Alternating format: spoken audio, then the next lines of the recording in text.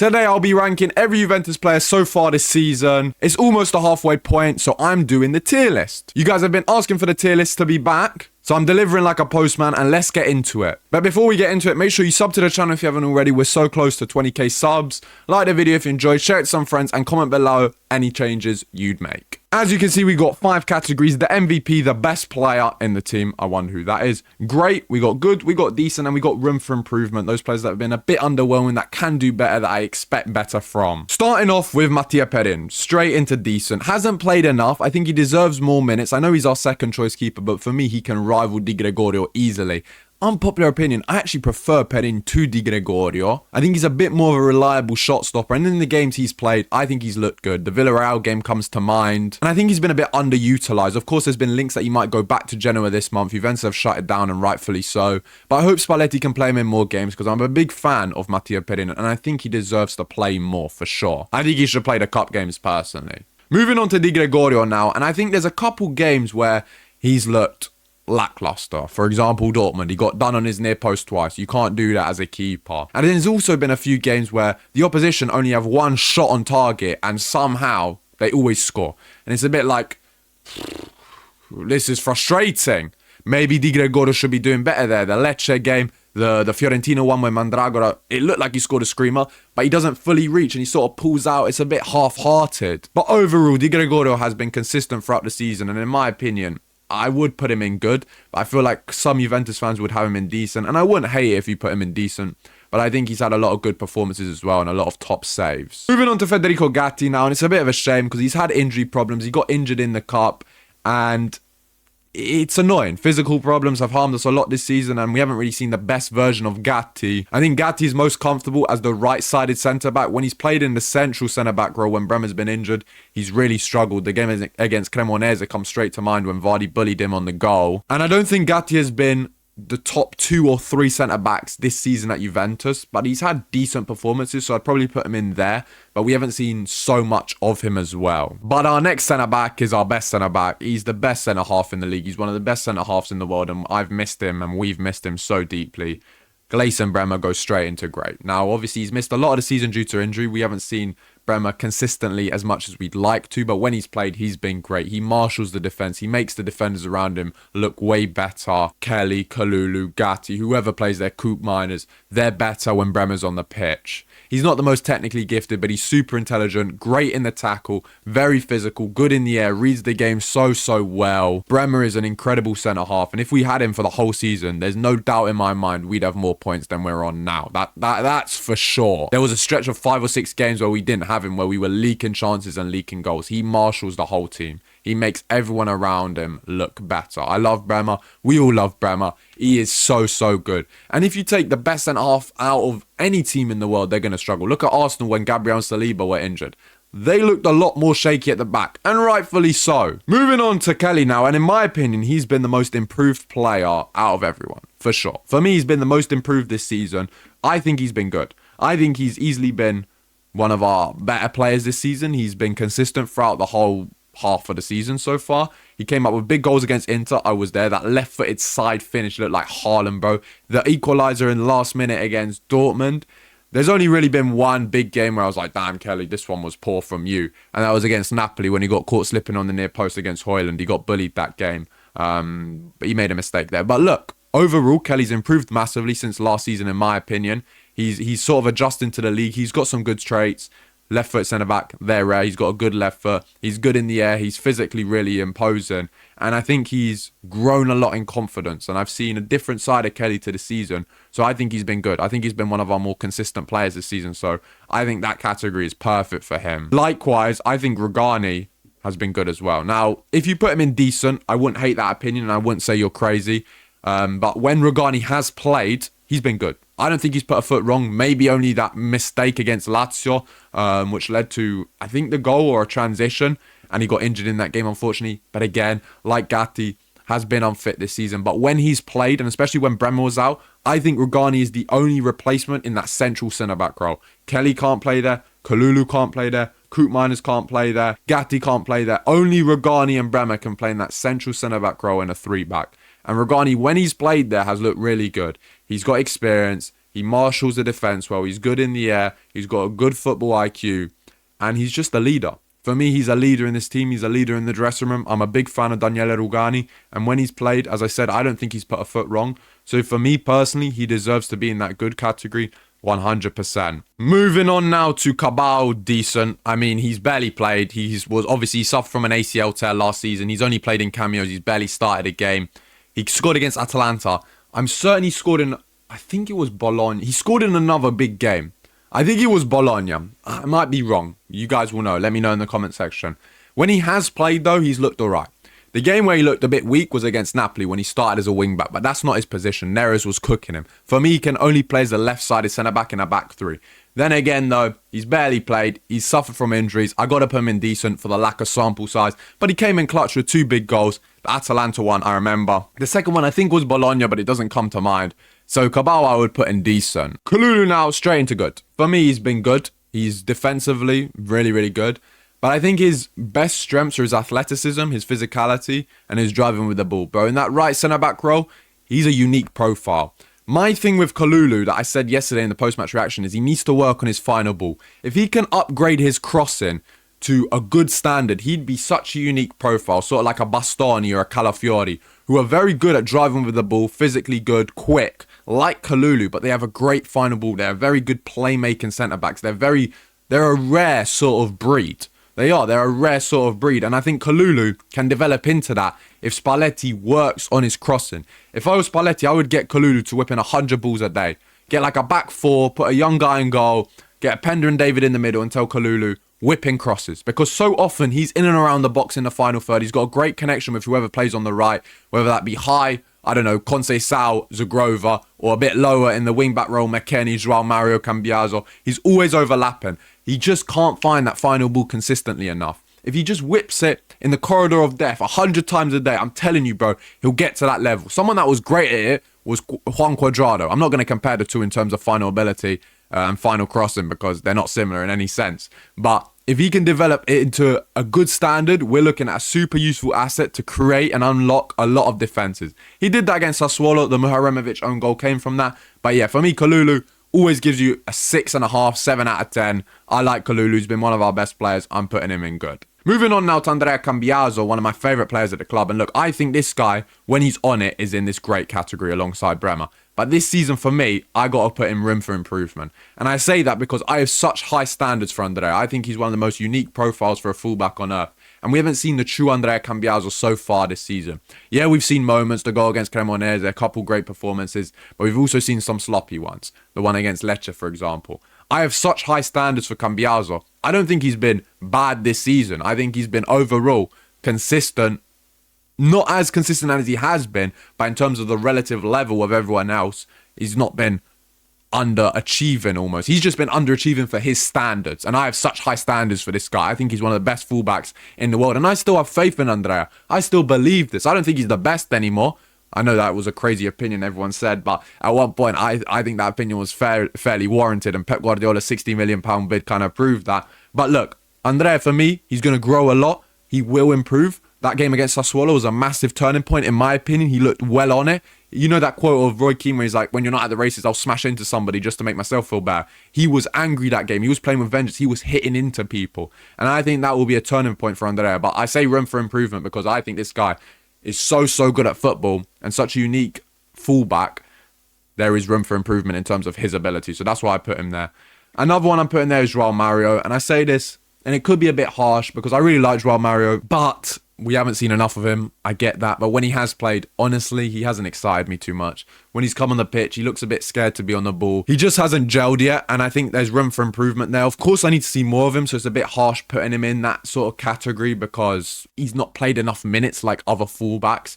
And I think he deserves more minutes. We came on against Sassuolo, but even then he just wasn't in the game too much. But yeah, I just think there's a bit of room for improvement there. Whether we sell him, I don't know. I kind of want to see more of him because I think that sort of right wing back role is up for grabs. And I think he could potentially take it. Kostic now. Kostic goes straight into decent for me. You could even put him in good. He's had good performances. The goal against Fiorentina comes to mind. Kostic is a player where I didn't really think he'd be too much involved this season. But then as the season was going on, I was like, wow, actually, we could do with Kostic playing more on the left-hand side. I don't think he's as good as he was when he first joined the club in the 22-23 season. But at the same time, he's had some top performances against Fiorentina. He has the ability to create a chance from nothing, score a goal from nothing. He's very powerful. He's a natural wing-back, something that someone like Cabao isn't, or McKennie, who's been there, playing there, isn't. But I think Kostic is a good player. I didn't know if he'd get a lot of minutes this season, as I said, but really he's proved me wrong. He's proved a lot of people wrong. I think he's been a really good squad player, and at the same time, I think he deserves a bit more minutes. I think we'll see that more in the second half of the season. But yeah, for me, Kostic has been decent, but you could even put him in that good category. Kefren Turam now, for me, straight into good. I think he's not been as good as he was last season, but still at a good level. But I say that because of injuries. I think injuries have sort of harmed him. I don't think he's been fully fit. And when he is fully fit, the game against Inter, the game yesterday against Sassuolo, he runs the midfield. I also don't think a two-man midfield, a double pivot, suits him to his best of his abilities. I think he's more of a three-man midfield, but the 3-4-3 is working at the minute, so I wouldn't necessarily switch that. I think he'd have more sort of, let's say he'd flourish more in a three-man midfield with more open space, less defensive responsibilities, more of that Vidal role that we saw under Conte.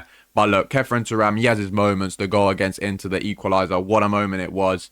And overall, I think he's a great player. He's one of our best players, but performances, I would say good. But I think he could easily climb into that great with the second half of the season coming. Another good performer for me is Manuel Locatelli, the captain. I think he gets unfairly criticised too often. Locatelli isn't a Rice. He's not a Caicedo. He's not like these top level midfielders in the world, right? But he's a good midfielder. He wears his heart on his sleeve. He's the captain. And he's playing in a role that I don't think suits him best. I don't think he's a Regista. I don't think he's a 6. He's the best option we have at the squad currently to sort of play in that role. But I think he's more of an 8. I just think he's an engine kind of man. I think he's a man that wants to find himself more in the final third, get involved more in the final action. What he did at Sassuolo, what he did for Italy in the Euros 2021 when he made cameos.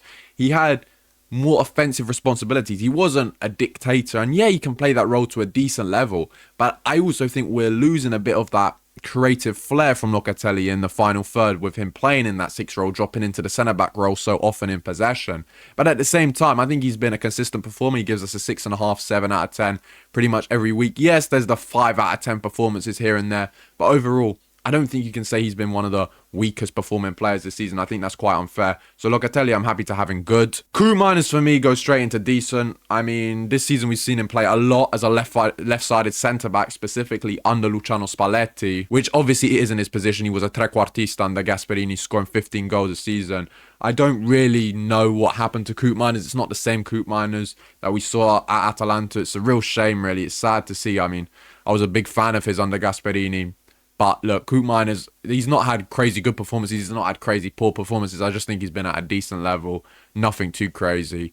Decent is like, I think, the best sort of position for him. Room for improvement. I guess you could even put him in room for improvement, really. No, I will put him in room for improvement because I do expect better from Coop Miners. I think that player is still there. We just haven't unlocked him. I think room for improvement is fair enough for him. But you could also have him in decent. Adzic now, honestly, for that goal against Inter, the 4-3 absolute cinema, great. That is the best game I've ever seen live. My favourite game I've ever seen live. That last minute winner from Adzic, I still remember it to this day. I can replay it voluntarily whenever I want. Honestly, one of the best moments for me personally as a Juventus fan, especially in the last few years, the best moment of 2025, and I'm so grateful I was there, honestly. What a game. But for me, Adzic, I'll put him in decent because he hasn't played enough. When he's played, made cameos, he looked sharp, he's looked good. The only bad game he had, really, was against Bodo Glimt when he got hooked at half-time. And I also think he deserves more game time. I like Adzic a lot. Potentially a little loan could help him next season, I'll be honest. But for squad depth right now, we kind of need him. But yeah, I'll put him in decent. But that goal alone against Inter, right, I could put him in great. And that's not even ridiculous to say. Moving on to McKennie now, for me, great. Yeah, he's been one of our best performing players. You could argue the second best performing player this season in terms of consistency.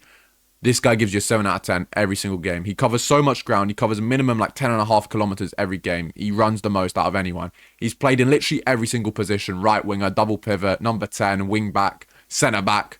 He's played everywhere, bro. He's absolutely everywhere. He covers so much ground.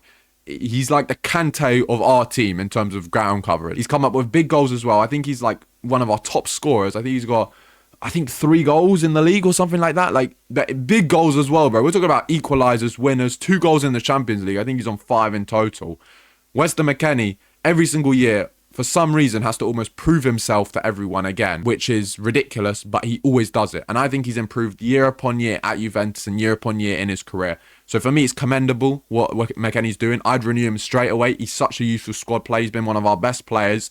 And I think he deserves to be in that great category for sure. Miretti now, again, not loads of games compared to some of these other guys, but when he's played, he's looked really good. I'll put myself in good. Please don't call me arrogant. I think I'm a special one. Shout out Mourinho. But look, man, yeah, for me, Fabio Miretti has been good. That game against Sassuolo yesterday, that goal, great finish, great performance. For me, he should be a solidified starter now. If I was Spalletti and I looked at that game and reviewed it, which he would have, obviously, because he's the coach. I don't know why I'm saying that.